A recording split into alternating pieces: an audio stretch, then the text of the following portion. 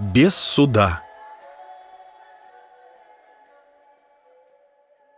На ўваходзе Малку хуткім позіркам абвёў залу. Наведвальнікаў было не вельмі шмат, але памяшканне абставілі грувасткай мэбляй і мноствам вялікіх вазонаў з буйнымі раслінамі. А таму і пустуючым яно таксама не выглядала. Самотны стары разваліўся на жоўтай канапе і павольна пацягваў аперытыў. Маладая пара заклапочана паглынала абед за шырокім сталом, куды можна было пасадзіць яшчэ чалавек 5. Непадалёк ад стойкі сядзела група жанчын у вытанчаных уборах, якія гралі ў карты. А ў самым канцы залы хіба сядзеў мужчына, якога хавала лісце монстэры. Імаверна, гэта быў менавіта той, каго шукаў Малку.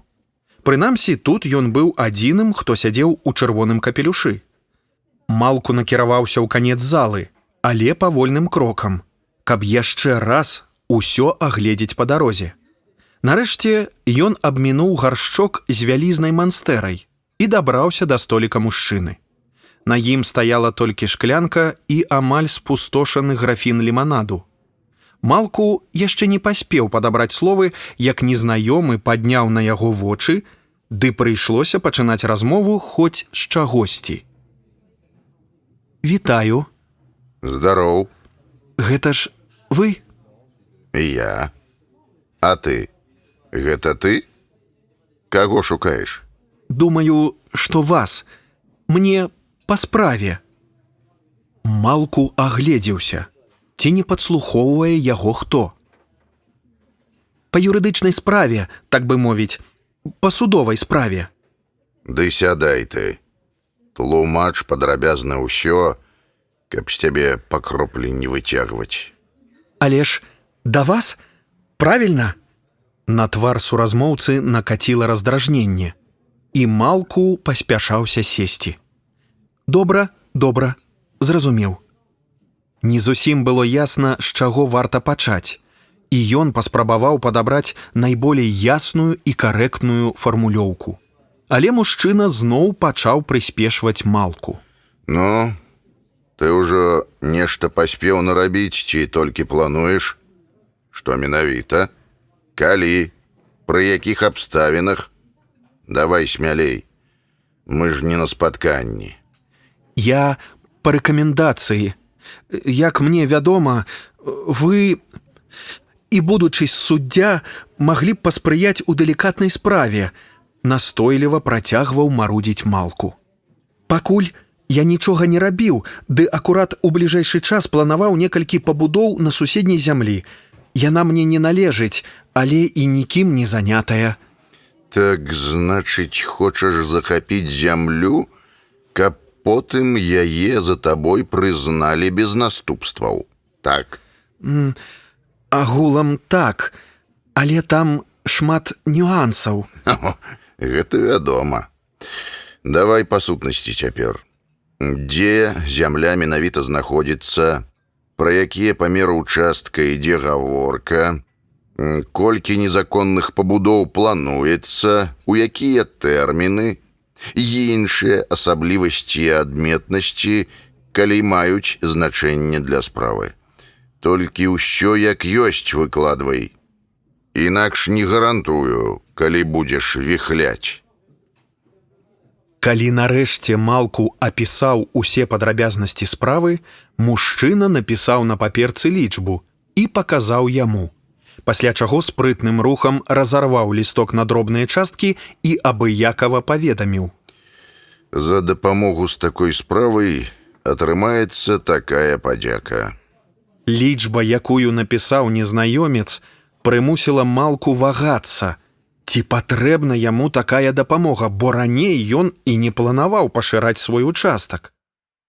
Недзе месяц таму ў горад прыехаў суддзя. Апошнім часам іх месца хутка павялічвалася, развівалася, і ўлады прынялі рашэнне, што трэба стварыць тут свой мясцовы суд.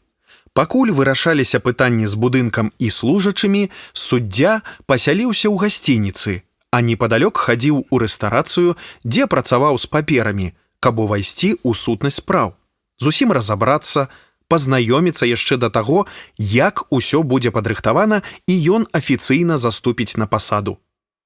У рэстарацыі ён звычайна праводзіў увесь дзень у асобным закутку, які ад агульнай залы аддзялялі шторы, каб ніхто і нішто не замінала. Акрамя асабістага памочніка і афіцыянта, староннія да яго не дапушчаліся.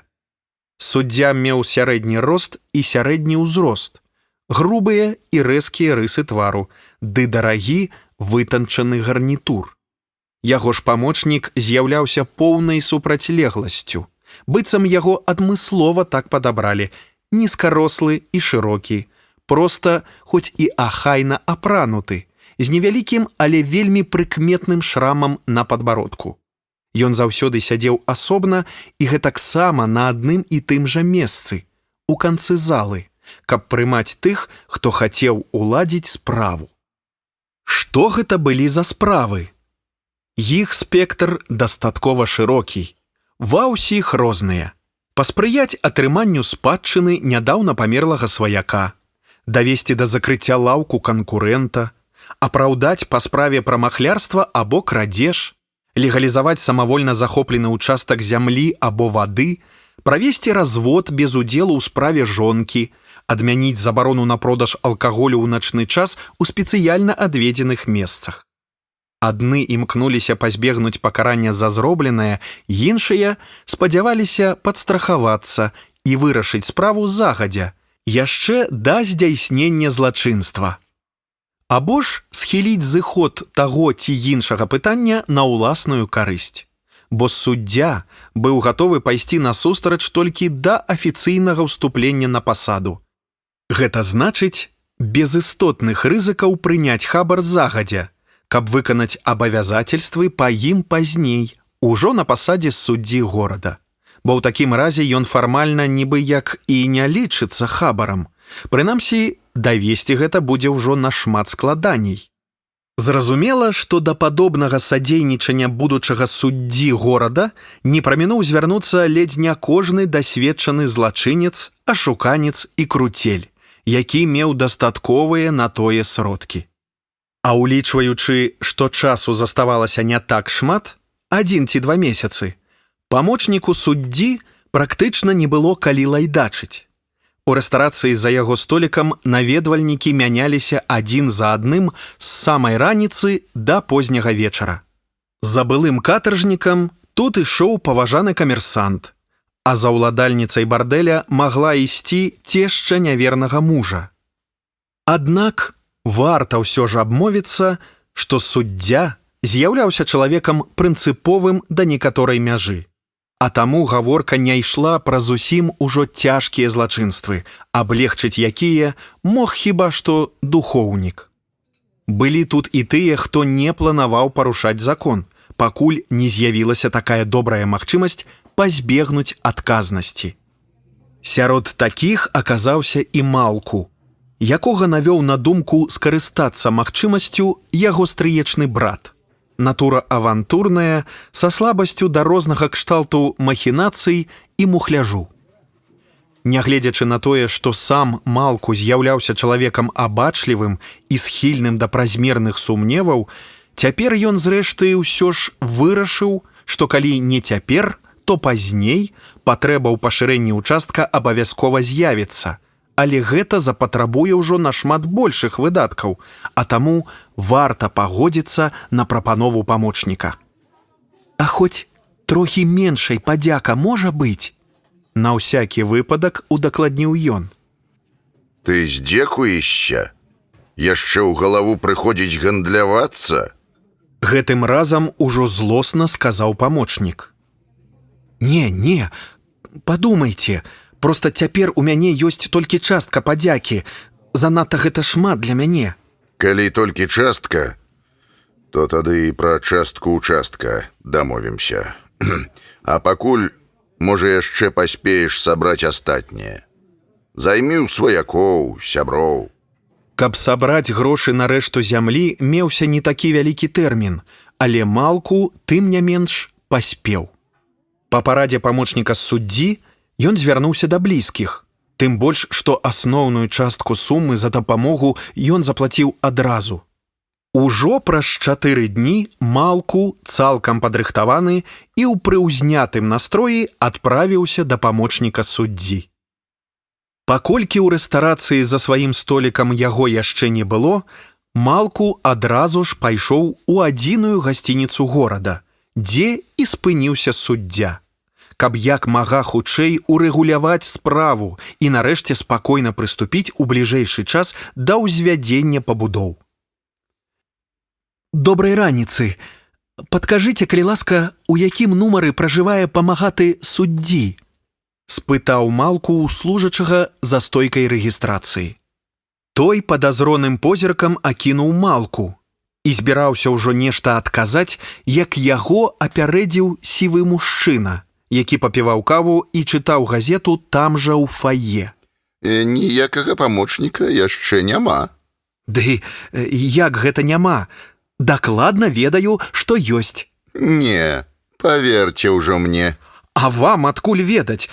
Тым больш, што я з ім ужо меў зносіны.